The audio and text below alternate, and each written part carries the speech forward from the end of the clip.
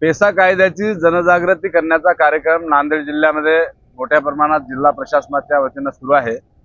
माहूर तालुक्यामधल्या अनेक बातम्या आलेल्या आहेत की पेसा कायद्याची जनजागृती करण्याच्या अनुषंगाने, परंतु पेसा क्षेत्रामध्ये असलेल्या ग्रामपंचायत वज्रा शेखपुरी तालुका माहूर या ग्रामपंचायतने एक ग्रामसभेमध्ये ठराव घेतलेला आहे आणि गावठाण विस्तार वाढ योजनेची अंमलबजावणी करावी असं त्यामध्ये नमूद आहे।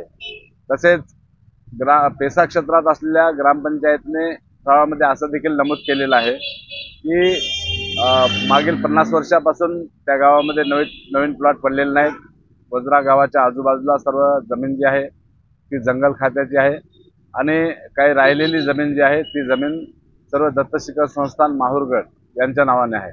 त्यामुळे तिथे अधिकृत प्लॉट 50 वर्षामध्ये पडलेले नाहीत। 50 वर्षामध्ये जनगणना झाली असावी, शासनाच्या वतीने अनेक पटीने जनतेची वाढ झालेली आहे, लोकसंख्या वाढलेली आहे, परंतु नवीन प्लॉट पडले नसल्यामुळे अनेक घरं विस्थापित होऊन स्थलांतरित होत आहेत, अनेक वेगळ्या राज्यामध्ये जात आहेत, वेगळ्या जिल्ह्यामध्ये वेगळ्या गावामध्ये स्थलांतरित होत आहेत।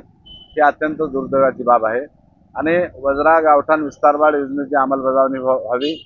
तेथील नागरिकांना ज्यांनी अर्ज केले त्यांना मोफत प्लॉट पाडून द्यावेत आणि घरकुलासाठी 5 लाख रुपये मंजूर करावेत। या मागणीसाठी मागील 1.5 वर्षापासून जिल्हाधिकारी कार्यालयासमोर CITU संघटनेचे साखळी उपोषण सुरू आहे। त्या अनुषंगाने माननीय जिल्हाधिकारी महोदयांनी पेसा कायद्याची जशी जनजागृती चालू आहे त्याची अंमलबजावणी करण्याच्या दृष्टिकोनातून पावले उचलावेत अशी आमची विनंती आहे।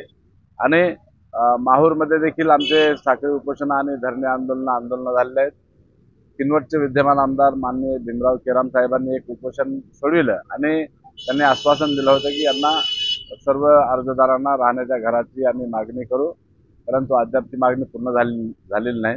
येत्या काळामध्ये मोठं आंदोलन जिल्हाधिकारी कार्यालयासमोर होण्याची शक्यता आहे। धन्यवाद। इन्कलाब जिंदाबाद। जय भीम, लाल सलाम।